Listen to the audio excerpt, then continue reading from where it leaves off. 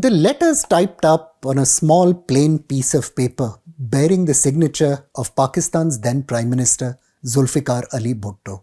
And this is what he wrote. In developing its nuclear technology, Pakistan would not divert any of its urgently needed development resources to the expensive efforts required to produce a nuclear explosion, provided its defense in the conventional field is assured.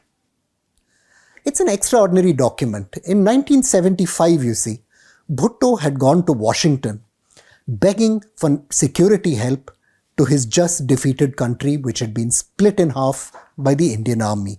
The Pakistani leader was told, though, bluntly, that assistance would only be forthcoming if Pakistan ceased to pursue a nuclear bomb. And Bhutto held out this signed promise. There are another couple of letters, though, in the archive from around the same time. One is from a Pakistani engineer living in Holland who wrote to Bhutto in 1974, just after India had tested its nuclear weapon, offering his services to Pakistan's nuclear program. Bhutto invited the famous A.Q. Khan to meet the next time he was in Pakistan, which happened in December 74. What exactly happened at that meeting, we don't know. There are no minutes. But Pakistan's nuclear program kicked in. Hi, I'm Praveen Swami and I'm a contributing editor to ThePrint. Thank you for joining this episode of ThePrint Explorer. There have been two big developments this week. Former Prime Minister Nawaz Sharif pointed out that Pakistan hadn't kept the promises it made in the Lahore Declaration, the peace agreement he signed along with Prime Minister Atal Bihari Vajpayee. We all know what happened in Lahore. It was, after all, an agreement that was meant to bring India and Pakistan down the road of normalization. The road ended instead in Kargil. But the vast bulk of the Lahore Agreement wasn't just about India-Pakistan peace on Kashmir. It was about ensuring stability between the two powers that had just tested nuclear weapons a few months earlier in 1998. There's another big development in Pakistan this week. It's annual Yaum-e-Takbir, the day on which Pakistan celebrates those nuclear tests and remembers them as a heroic moment in which the stability and security of the country was assured. I'm going to be looking today at how Pakistan got the bomb and how that ended up shaping the Lahore Agreement, and ask if something can still be salvaged from that betrayed peace deal. It's kind of difficult to say exactly when Pakistan's nuclear quest actually began. The archives are completely opaque on this. I'm guessing, though, that the story started off in October 1964, when China conducted its first nuclear weapons tests. Days later, on October 24, the chairman of the Indian Atomic Energy Commission, the legendary Homi Bhabha, went on All India Radio and gave Indians some professional education in nuclear weapons. He estimated, perhaps wrongly, that a stockpile of 50 atomic bombs could be built for just $21 million. Some people call that false salesmanship meant to hook a reluctant political establishment. Maybe he genuinely believed it. But he closed his broadcast by urging the great powers to pursue nuclear disarmament in order, I quote, to create a climate favorable to countries which have the capability of making atomic weapons but have voluntarily refrained from doing so. The message was pretty clear. India could respond to China's nuclear tests by building a bomb if it wanted, and it would be financially possible for this poor country, which had just emerged from the trauma of partition and decolonization, to do it. However, India was willing to walk back if the rest of the world would. And obviously, the rest of the world wasn't interested. China, you'll recall, had an increasingly fraught relationship with the Soviet Union. It also feared the West. The two great Cold War powers, in turn, were reluctant to pull back their nuclear weapons, and even allies of the United States like France and Great Britain had got nuclear insurance of their own bombs, just in case America didn't prove as reliable a partner as they thought. These were the Cold War years, and they were a dangerous time. It's pretty clear Homi Bhabha's words must have been heard in Pakistan too. India wanted to balance out China's bombs, but by the same logic, someone in Islamabad must have reckoned maybe they needed to consider a bomb to balance out the weapons India might now seek. Bhutto was then a foreign minister in President Ayub Khan's military government. He and other Pakistani elites seem to have committed themselves sometime in 1965 to the pursuit of nuclear weapons. A British journalist writing in 1965 reported, and I quote, deep anxieties in the key ministries in Rawalpindi, particularly at the Defence Ministry, that one day 110 million Pakistanis will wake up one fine morning and hear from Radio Delhi that India has become the world's sixth nuclear power. It was in this article by the journalist Patrick Keatley that Bhutto uttered his famous statement, if India got the bomb, then we should have to eat grass and get one or buy one of our own. 1965. The scholar George Perkovich notes that this backstory is critical to understanding the subsequent Pakistani narrative. You see, in March 1965, General Ayub and Bhutto met Chinese Premier Zhou Enlai in Beijing. At this meeting, Bhutto hinted in testimony he would give at his trial in 1977 when he was jailed and subsequently executed by another military ruler, General Muhammad Zia-ul-Haq, that he'd sought China's help to develop nuclear weapons. Bhutto may have had all kinds of motives to give the testimony he did, but it's likely this request was made, even if it was not acceded to at the time. We do note that subsequently China was fulsome in its support for Pakistan's nuclear program. The official Pakistani story has it that Pakistan's pursuit of nuclear weapons began only in 1974, well after India got the nuclear bomb. But is that really true? What we know is a little more ambiguous. The issue is supposed to have been discussed at a meeting in the Chief Minister of Punjab's home in Multan in January 1972, just after Pakistan's defeat in the Bangladesh War, where Bhutto reportedly exhorted the gathering of the need to produce a nuclear bomb. He apparently at that meeting gave a deadline of 3 years, just the time the Americans had taken to develop a nuclear bomb during the Manhattan Project in the Second World War. Bhutto promised he would spare no expense for this to be done. The logic of this was pretty obvious. Pakistan had hemorrhaged blood in the 1971 war, it had been cut into two countries, and Bhutto would have feared, with insurgencies looming in Balochistan and restive populations elsewhere in the country, that India could one day capitalize on this situation to cut Pakistan up into more pieces. Let's not forget either that Zulfikar Ali Bhutto had been a big proponent of the 1965 war, where he thought he could use irregular forces to seize Kashmir from India. It's possible that dream or that vision of seizing Kashmir remained even more painful for him after 71, and he hoped that one day, with nuclear weapons behind him as insurance, he could do this again to do to India what India had done to Pakistan in Bangladesh. There was a third consideration that was probably very important to Zulfikar Ali Bhutto.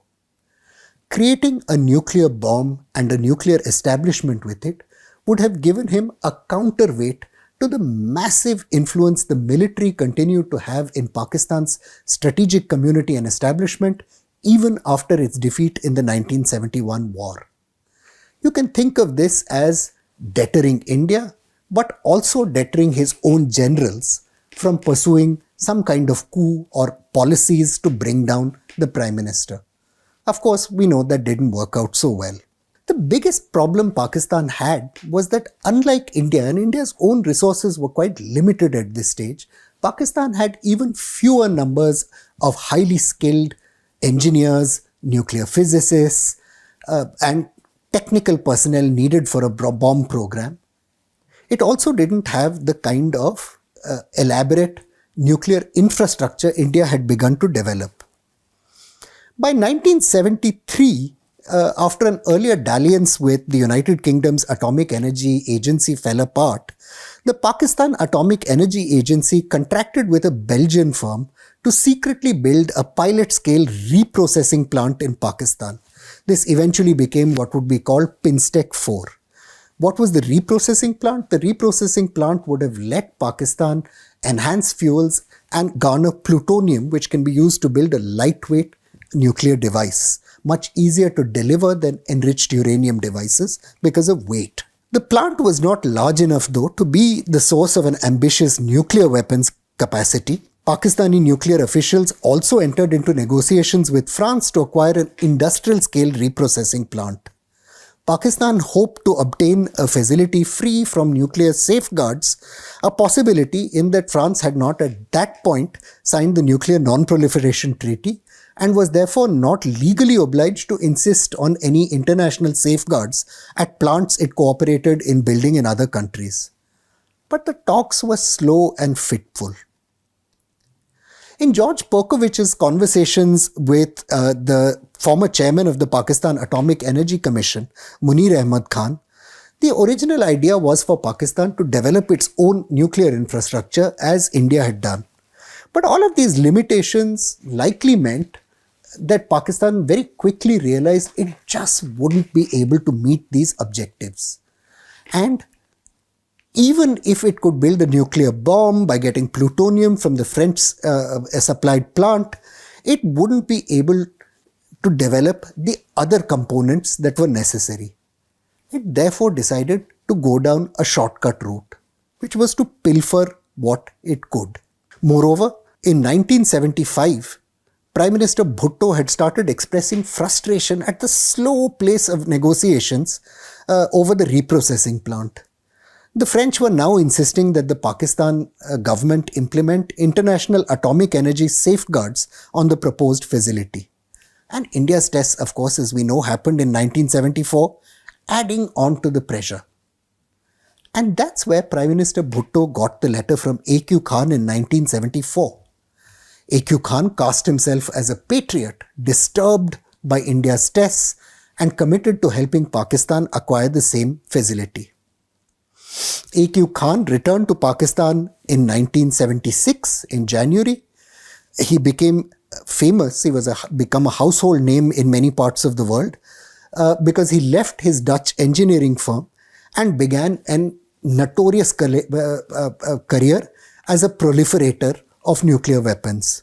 We don't know exactly where Khan got what he got, but we do know that he stole blueprints from a company called Urenco and plans for building at least one centrifuge which is necessary to enrich uranium to weapons grade. In this sense, Khan himself, by stealing from Europe for Pakistan, was to be a precursor for the nuclear proliferation networks that would eventually bring him down, like selling nuclear know-how to North Korea and attempting to sell it to various other countries, especially Libya. The US, though, was pressing very, very hard to minimize, if not completely eliminate, the threat posed by the French-Pakistani nuclear reprocessing plant. Bhutto visited Paris in 1975 and encountered stiff resistance, insistence from the French that Pakistan sign safeguards. By early 1976, President Gerald Ford's administration in the United States was openly pressurizing Pakistan to abandon its bid for the plant. And in 1976, Pakistan announced plans to build 8 nuclear power plants that would give a techno-economic rationale for the reprocessing plants. This is something, by the way, that Iran is doing right now. The United States encouraged Canada to use its leverage as the supplier of Pakistan's nuclear reactor in Karachi to press Pakistan to drop its pursuit of a reprocessing facility. Despite all this, France and Pakistan proceeded with their nuclear reprocessing deal in March of 1976. Pakistan capitulated to France's demands that the plant operate only under IAEA safeguards. In August that year, as Secretary of State, Henry Kissinger was visiting Pakistan and offered to sell Pakistan A-7 attack aircraft if Islamabad agreed to drop its reprocessing plant deal. This dispute went on and on and on, In fact, the United States Defense Department even agreed to sell 110 of these A-7 attack planes to Pakistan, contingent on congressional approval. But in December 1976, the French government tried to relieve pressure by announcing it would not supply nuclear reprocessing plants in the future if this one plant could go forward. The Canadian government pressed on and announced that it would suspend its nuclear cooperation agreement with Pakistan and not supply uranium fuel for the Karachi nuclear power plant if that reprocessing deal went ahead. 1977, though, brought about big changes in Pakistan. General Zia-ul-Haq staged his famous coup. Sanctions were imposed on Pakistan in response for that military coup, and military aid was suspended to the country. That was pretty much the end of this whole uranium enrichment or plutonium reprocessing sale deal. Well, what was the impact of these sanctions and the end of these foreign negotiation deals? As you'll remember, I said a short while ago, A.Q. Khan had already brought in stolen plans to enrich uranium to nuclear weapons grade, and this made him very, very valuable.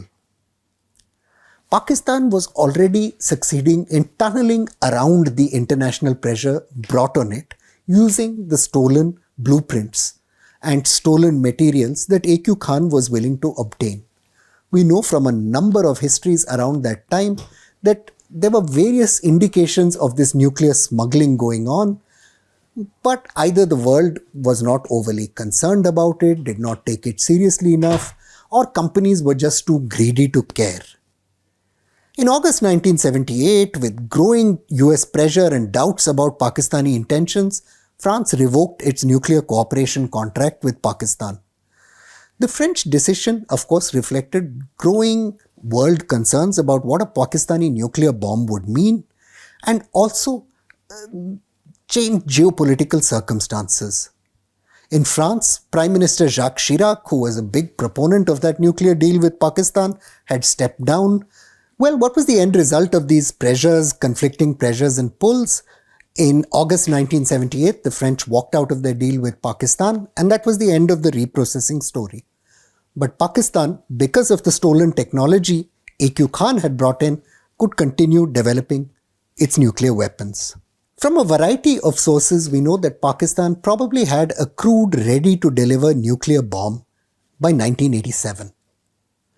During the Operation Brass Tacks crisis, which took place shortly after that, there are many accounts which suggest India was deterred by the possibility of nuclear escalation. In February 1992, Pakistan's Foreign Secretary publicly admitted that Pakistan had acquired the capability to assemble at least one nuclear device. And Prime Minister Nawaz Sharif himself in 1994 announced that Pakistan possessed nuclear bombs. He made that declaration, interestingly, in Muzaffarabad in Pakistan-occupied Kashmir, probably to signal that if India went to war to change the line of control, remember big insurgency had broken out in Kashmir by that point, that Pakistan might go nuclear. Deterrence at work again. The United States continued to press Pakistan to roll back its nuclear weapons program, but with very little success. Washington at one stage held out an offer of 38 F-16 aircraft in return for agreeing to American non-proliferation objectives. No bite. And that's where Lahore comes in. In 1998, India tested its nuclear weapons and Pakistan did the same. And that agreement was to lead to a 2007 agreement which suggested that both countries have a dialogue on security concepts and nuclear doctrines. Why is that important? Well, there are considerable asymmetries in how India and Pakistan understand that nuclear weapons might be used at some point, and that leaves a lot of scope for misunderstandings and missteps. India has a stated nuclear doctrine, and that stated doctrine says it will use its nuclear arsenal to deliver an incapacitating second strike or massively retaliate in response to a first strike by Pakistan. Pakistan doesn't have a written doctrine, But its unstated doctrine attributes a dual role to its nuclear forces: to deter India from initiating a conventional war and to deny India victory in case that war does break out. Risk management is key to nuclear confidence building, and that's why the India-Pakistan situation is so complex. There are no other nuclear powers directly perched on each other's borders which also have a hostile relationship. Remember, Indian and Pakistani jets bombed each other after the Pulwama attacks not very long ago. And the two countries have a history of going to war. There is a terrorism problem of terrorists coming from Pakistan and conducting attacks in India, which has diminished but not completely gone away.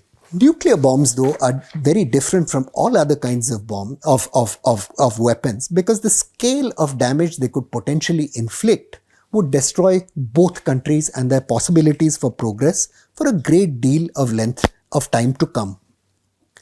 Lahore opened the gates for the two countries to negotiate a path forward. And that's what Kargil really sabotaged. Not just trust, but a foundation for managing an adversarial relationship that involves nuclear weapons. Prime Minister Nawaz Sharif is right to condemn or ask Pakistanis to introspect on why that deal was sabotaged by the Pakistan military. Both countries need to see, though, if they can't move forward towards developing a more stable relationship, because the fortunes of a very large chunk of humanity depend on neither country ever reaching a situation which might spill into a nuclear war. I'm Praveen Swami and I'm contributing editor to ThePrint. Thank you again for watching this episode of The Print Explorer.